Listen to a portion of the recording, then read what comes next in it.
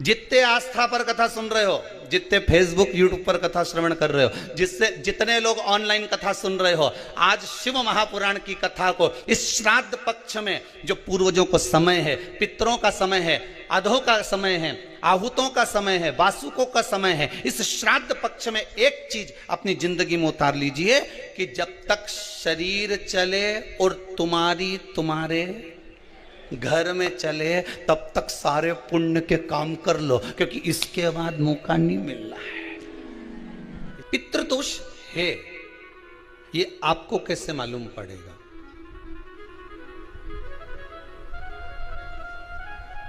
पितृ भूखे हैं, इसका तो वर्णन हमने पहले कर दिया कि रात्रि को जब आप सोने के बाद में 1-1.5 घंटे बाद अगर आपकी नींद खुल जाए, 1 घंटा 1.5 घंटा आप सो लिए, उसके बाद जो नींद खुली तो 1-1.5 घंटे तक अगर आपको नींद नहीं आ रही है, रात्रि को सोने के बाद में 1 घंटे बाद जब उठे तो आपको प्यास लग गई, भूख लगने लगी, प्यास लगने लगी कि मेरे को पानी पीना पड़ेगा, घबराहट हो रही, पानी पीना पड़ेगा। 1-1.5 घंटे सोने के बाद अचानक नींद खुले और आपको प्यास लगे, समझ लेना आपके पितृ भूखे हैं और प्यास है।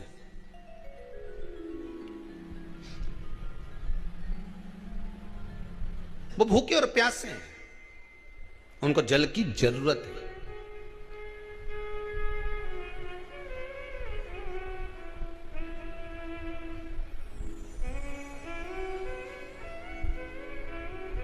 किसी भी नदी में, सरोवर में, कुंड में, बावड़ी में, तालाब में, आप तीर्थ में जाकर जब स्नान करते हैं तो स्नान करने के बाद एक काम का नियम बना लो कि अपने हाथ की अंजलि में जल लेकर अपने पूर्वजों को देना।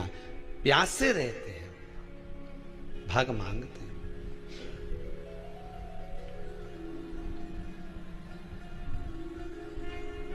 भाग प्राप्त करना। 3 वृक्ष पितरों के तुल्य हैं। नैमिषारण्य की कथा में भी कहा था 3 वृक्ष पितरों के तुल्य हैं। पहला पीपल, दूसरा बट वृक्ष, तीसरा बेलपत्र का वृक्ष। ये पितरों के तुल्य हैं। अगर आपको रात्रि में नींद नहीं आ रही है, ऐसा लगता है कि रात्रि को 1 घंटा 1.5 घंटा सोने के बाद कुछ गलत विचार आने लगते हैं, नींद सुबह 3 बजे तक 4 बजे तक नहीं आती, 4 बजे के बाद फिर नींद आती है, तो एक प्रैक्टिकल जरूर कर देखना। एक प्रैक्टिकल करने में क्या जाता है? प्रयास करने में क्या कुछ जाता है क्या? प्रैक्टिकल कर देखना कि कहीं सीओर वाला महाराज झूठ तो नहीं बोल रहा, तो प्रैक्टिकल करने में कुछ नहीं जाए। 1 लोटा पानी लो, उसमें थोड़ा सा कच्चा दूध डाल लीजिए, श्राद्ध पक्ष चल रहा है, बेलपत्री का पेड़ या पीपल का पेड़ या बट का पेड़, इन पेड़ के नीचे ले जाकर उस दूध को दोपहर में सुबह 10 बजे से लेकर 12 बजे के बीच में ले जाकर चढ़ा दीजिए। रात्रि को फिर ना आपको प्यास लगेगी, ना भूख लगेगी, नींद एक बार लगी तो सुबह ही खुलेगी। प्रैक्टिकल करने में क्या जाता है? पानी डालने में तुम्हारा कुछ जाएगा?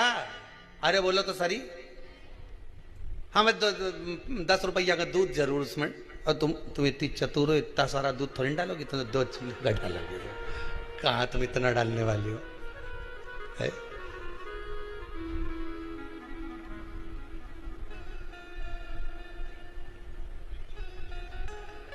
कहा बहुत चतुर लोग हो रहे संसार में हो। भले पूजन पाठ नहीं करे, पर कहीं का एकदम मिलने आ जाए ना, क्या अम्मा जी है क्या पाठ कर रही है, फिर वो भी बैठ गई तुरंत, अभी तो सोई थी,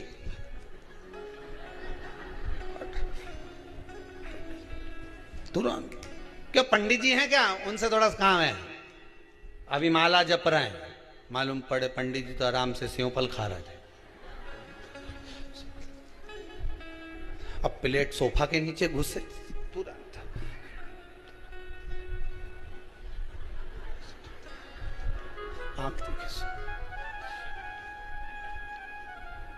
प्रैक्टिकल करने में क्या जाता है? कुछ भी नहीं बिगड़ेगा। ये तो बस जल डालोगे तुम्हारा ही कुछ अच्छा हो सकता है, बाबा की कृपा है।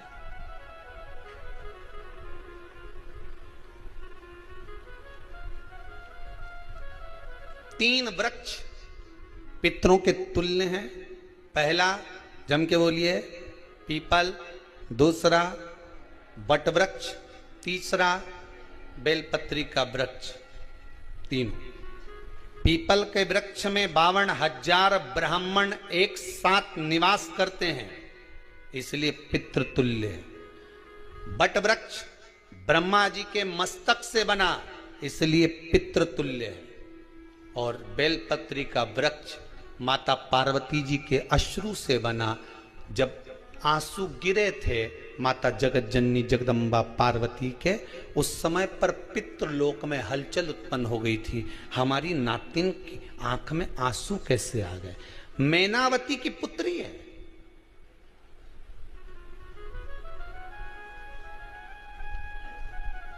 पितरों की नातिन, इसकी अश्रु कैसे गिर गए? पार्वती जी ने कहा ये आंसू नहीं, मेरा पुण्य भाग प्रकट करती हूं बेलपत्री के रूप में। तो पितरों ने वर दिया था कि ये बेलपत्री का वृक्ष हमारा आशीर्वाद है, इसके नीचे अगर कोई दीप लगाता है, शिव को स्पर्श कर चढ़ाता है, उसके पितरों की शांति होगी। हम स्वयं उसको आशीर्वाद देने के लिए पधारेंगे। बेलपत्र का वृक्ष पितृतुल्य।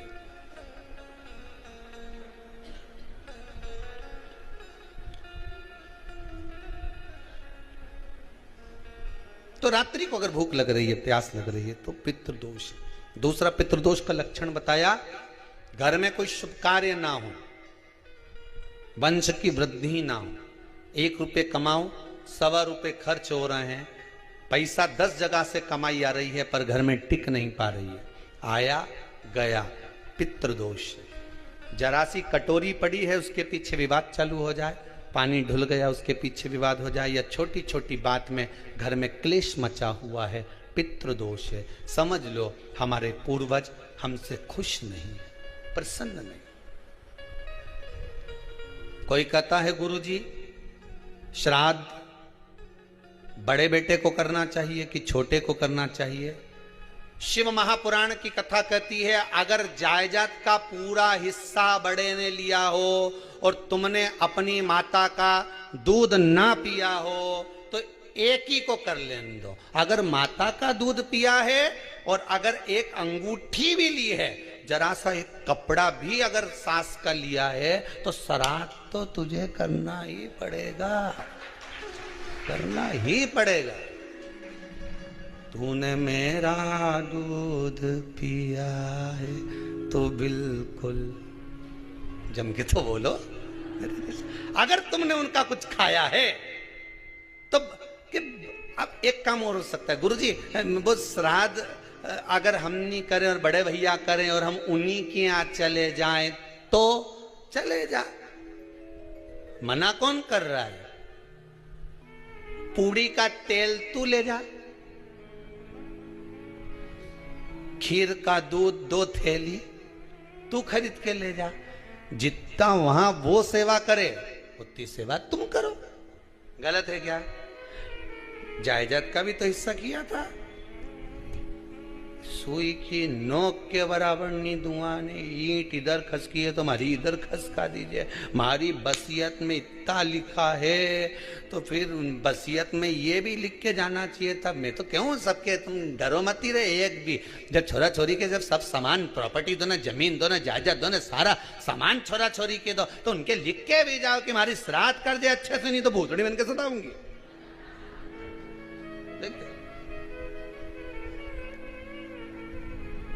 श्राद्ध करो। कितना दिया तुमको? बोलो ईमानदारी से बोलना, कितना दिया? ढेरों। और एक बात बहुत अच्छे से कहूंगा, आप लोगों के जीवन में उतरे। अगर मायके में भाई, मायके में भाभी, मायके के लोग अगर आपके माँ बाप का श्राद्ध नहीं करते हैं तो बेटी भी अपने माता पिता का श्राद्ध कर सकती है।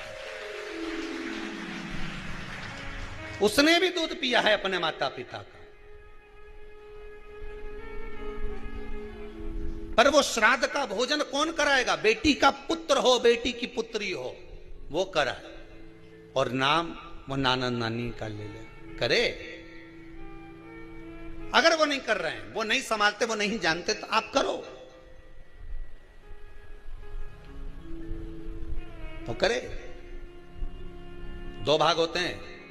जब एक रोटी गाय के मुख में दी जाती है, गाय के मुख में जब हम रोटी देते हैं, एक रोटी जब देते हैं, या तो गाय के मुख में 16 श्राद्ध में जब रोटी देते हैं तो रोटी को बीच में से तोड़कर, रोटी का जो भाग होता है उसको, मतलब ऊपर से फुलका का परत नहीं निकालना है, रोटी जो सीधी सीधी है ना, जैसे ये रोटी है तो इसको बीच में से तोड़ लिया, दो भाग विभाजित कर लिया, नीचे वाले भाग में भी थोड़ा सा गुड़ शक्कर रख लिया, ऊपर वाले भाग में भी गुड़ शक्कर रख लिया, एक के ऊपर एक रोटी को रख लिया, वो गाय को दी। तो अपन श्राद्ध पक्ष में 2 पूड़ी का प्रमाण है कि गाय को 2 रोटी दी जाती है, कुत्ता को 2 रोटी दी जाती है। 2 पूड़ी रख के देते भी नहीं देते? आप लोग तो देते होगे, 2 पूड़ी के ऊपर पूड़ी रखकर, थोड़ा सा मीठा रखकर, नमकीन रखकर, कुत्ते को भी देते, 2 पूड़ी तोड़कर कागा को भी देते। 2 पूड़ी का प्रमाण कहां से आया? 2 भाग रोटी के टुकड़े का प्रमाण कहां से आया? श्राद्ध पक्ष में ही ऐसा क्यों किया जाता है? बाकी के समय पर तो कोई ऐसा 2 पूड़ी का प्रमाण ही नहीं, पर श्राद्ध पक्ष में ये क्यों कहा जाता है कि पूड़ी के ऊपर पूड़ी रख दे, उसमें मीठा रख दे, खीर शक्कर रख दे, गाय को दिया, कुत्ते को दिया, कागा को दिया, ऐसे क्यों कहा जाता है? उसका कारण क्या होता है? उसका केवल एक कारण है, जो नारी ने भोजन का निर्माण करा है, जो घर की बहू भोजन बनाई है, जो घर की बेटी ने भोजन बनाया है, घर की माता ने भोजन बनाया है।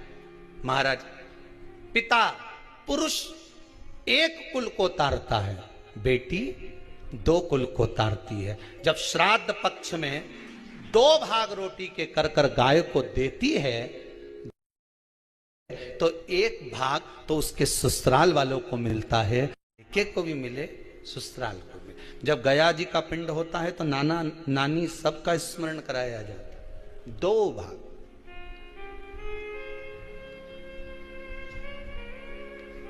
पुण्यता प्राप्त।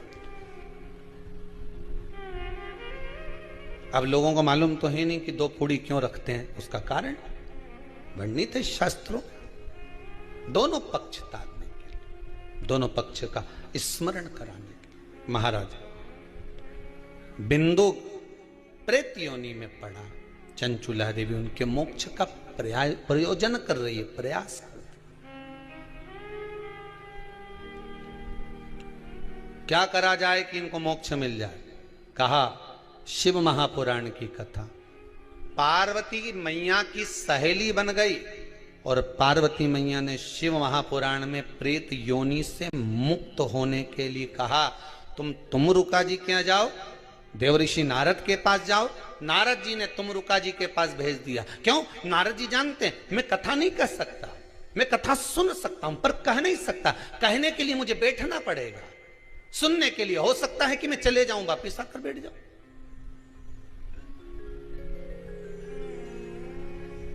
तुमरुका जी से कहा कथा कह दोगे? हाँ, कहने में क्या दिक्कत है, मेरे पति को प्रेत योनि से मुक्त करना है। तुमरुका जी बोलते हैं केवल तुम्हारा पति प्रेत योनि से मुक्त नहीं होगा।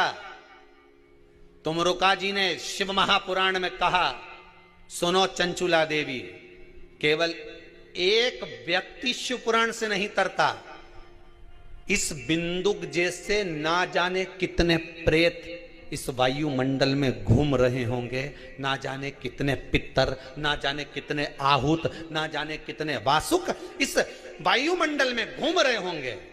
तुम्हारा पति तुमको दिखा नहीं, तुम्हारा बिंदुक तुम्हें कभी नजर आया नहीं, फिर कारण क्या था? बस मन में शांति नहीं है, घर में सारा सुख है पर हृदय में शांति नहीं, समझ लो पितृदोष है। क्या करा जाए फिर?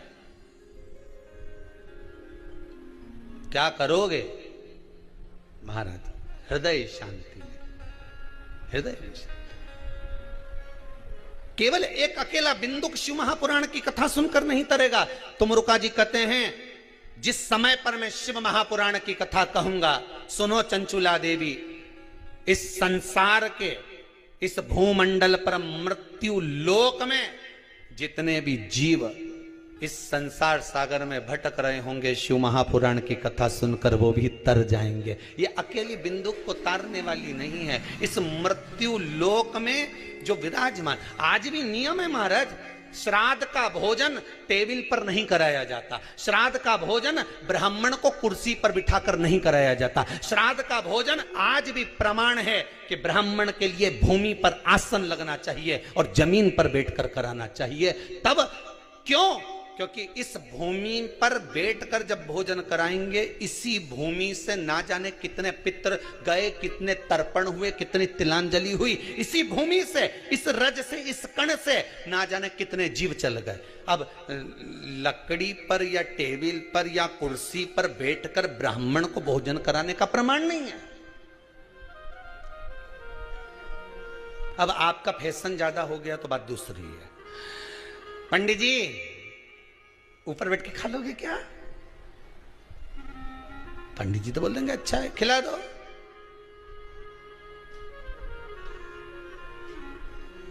ऊपर बैठ के क्यों?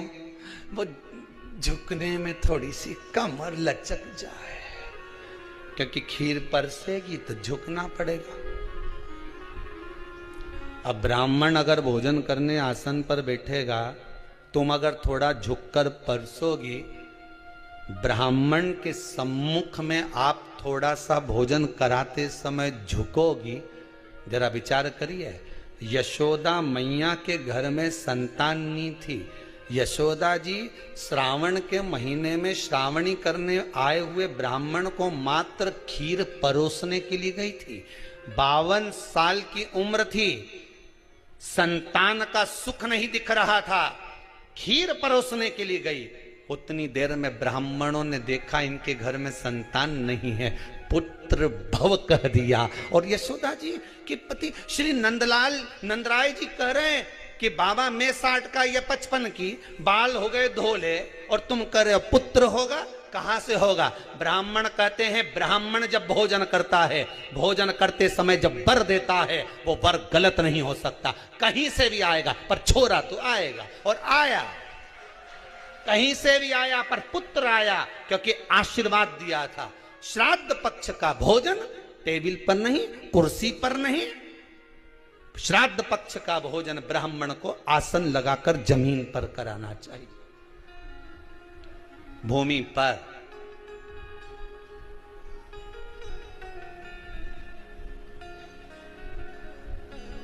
अब आजकल के ब्राह्मण भी थोड़े नीचे,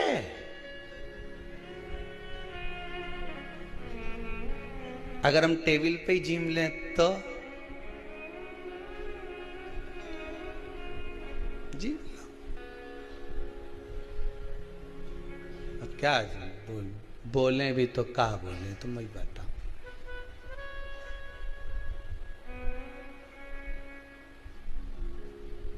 थोड़ा सा भाग भूमि का हो महाराज। तर्पण तिलांजलि सब भूमि पर। आपसे एक निवेदन है कि संसार में रहने वाला मानव, दुनिया के कई लोग उनसे कहेंगे कि इनको पितृदोष लग गया, दुनिया के कई लोग कहेंगे इनको पितरों का दोष लगा हुआ है, पितृदोष लगा हुआ है, पितरों का दोष लगा हुआ है, पितृदोष लगा हुआ है। पर वो पितृदोष लगता क्यों?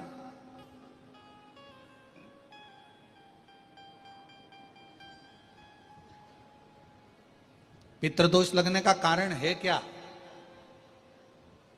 आपने अपने गए हुए पूर्वजों के लिए तर्पण भी करा, पिंडदान भी करा, तिलांजलि भी दी, ब्राह्मण का भोजन भी कराया, सब कुछ करा जो आपसे बन सकता था, आपने सब कुछ करा, सब कुछ। फिर पितृदोष कैसे लग गया? फिर पितरों का दोष कैसे लग सकता है? तो पितरों ने तुरंत भगवान देवादिदेव महादेव से कहा कि संसार सागर में माता पिता के रहते हुए उनका आदर ना कर पाना, या माता पिता को जब प्यास लगी उस समय पर जल प्राप्त ना हो पाना, या किसी न किसी रूप में माता पिता के पूर्वजों के आदर से वंचित रह जाना, फिर माता पिता के चले जाने के बाद, बुजुर्गों के चले जाने के बाद वो दोष घर में लग जाना पितृदोष की संज्ञा में आता।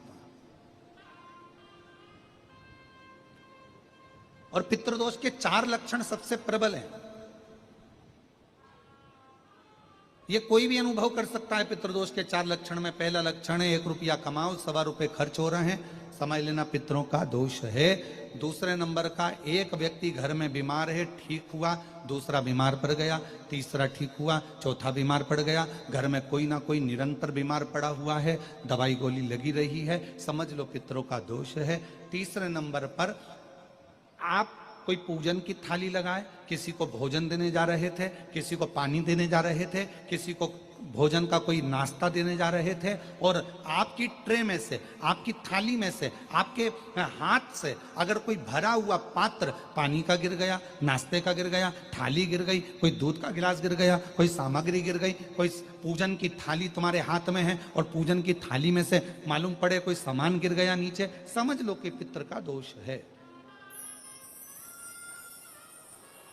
और चौथे नंबर पर पितरों का दोष का वर्णन किया गया, घर में जितने सदस्य रह रहे हैं, अगर वो किसी न किसी रूप में एक दूसरे पर चिढ़कर बोल रहे हैं, क्रोध कर कर बोल रहे हैं। प्रश्न बहुत छोटा सा है, पत्नी ने कुछ कहा, उसका उत्तर पति ने चिढ़कर दिया, पति ने कुछ कहा, पत्नी ने चिढ़कर उत्तर दिया, बच्चों ने कुछ कहा, माँ बाप ने चिढ़कर उत्तर दिया, माँ बाप कुछ बोले, बच्चे चिढ़कर उत्तर दिए, समझ लेना कि कहीं ना कहीं पितरों का दोष। तो भगवान पितृदेव ने अपने दामाद से, भगवान देवाधिदेव महादेव से कहा कि संसार सागर में हो सकता है कि संसार सागर में मनुष्य रहता है, मानव रहता है, और उससे गलतियां हो जाती है। तो पितृदोष अगर संसार के लोगों को लगे तो हमारा एक निवेदन है, आप जाते जाते वर दीजिए कि ये पितरों की शांति आपकी आराधना से पूर्ण हो जाए, बस इतना वर दे दीजिए। शिव जी उस समय पर मौन हो गए। भगवान देवाधिदेव महादेव एकदम मौन। पार्वती जी ने शिव जी से कहा, आप हमारे नाना जी को वर नहीं देंगे? आप हमारे नाना नानी को वर नहीं देंगे? इन पितरों को और पितरानी को आप वर नहीं देंगे? शिव जी ने वर दिया मां पार्वती जी के नाना जी को और अपने नाना ससुर को। हे पितृदेव,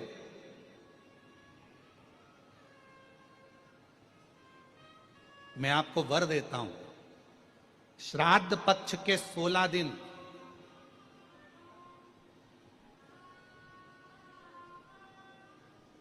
यदि संसार का कोई मनुष्य बेल दूध का प्रयोग करता है, बेल दूध से मतलब होता है बेलपत्र के ये मध्य भाग जो होता है, बेलपत्री की जो नीचे की 2 पत्तियां जो होती है, ये 2 पत्तियां जो बेलपत्री की होती है, इस बेलपत्री की दोनों पत्तियों को शिवलिंग पर जब आप रखते हैं, शिवलिंग पर रखने के बाद में आपके हाथ में जो कटोरी में दूध है, वो दूध इन दोनों पत्तियों पर, ये पितरों के भाव से, पितृ पितरानी के भाव से, आप दोनों पत्तियों पर बेल दूध को अगर समर्पित कर रहे हैं, बेलपत्र समर्पित करने के बाद थोड़ी सी कटोरी में अगर गौमाता का दूध है और ये दोनों पत्तियों पर अगर आप अपने गोत्र से दूध चढ़ा रहे हैं, तो संसार में ऐसा कोई व्यक्ति नहीं है जिसके ऊपर पितृदोष लग जाए। पितृदोष समाप्त होकर ही रहता है।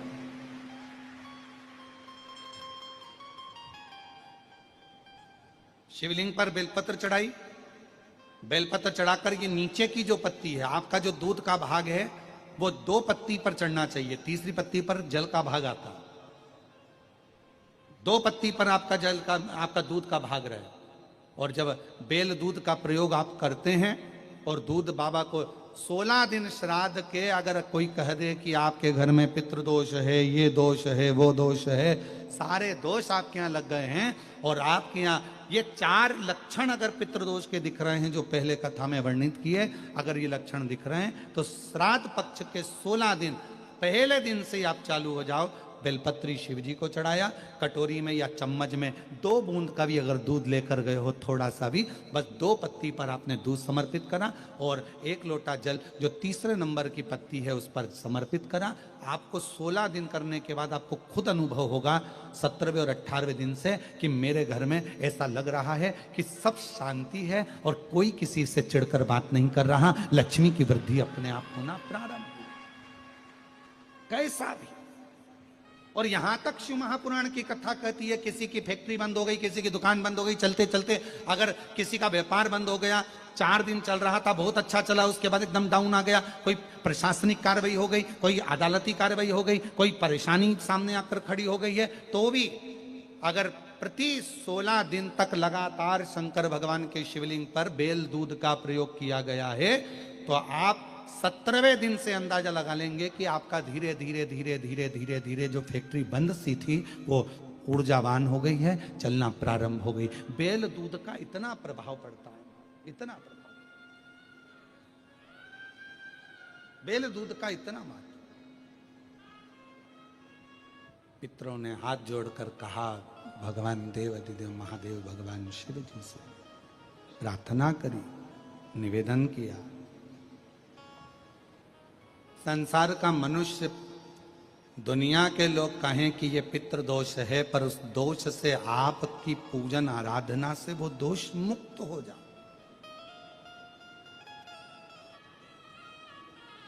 श्राद्ध पक्ष के 16 दिन नियम से धारण करो। तो हमारा तो उन बेटियों से भी निवेदन, उन जीजियों से, हम जब भी कथा में आते हैं, हम 2 बातें भगवान से कहकर आते हैं, हे प्रभु भोलेनाथ, शंभुनाथ, त्रिकालदर्शी, कैलाशी, अविनाशी, हे शिव, इतनी कृपा करना, किसी माँ की, किसी स्त्री की, किसी नारी की गोद कभी खाली मत रखना और किसी पुरुष की जेब कभी खाली मत रखना।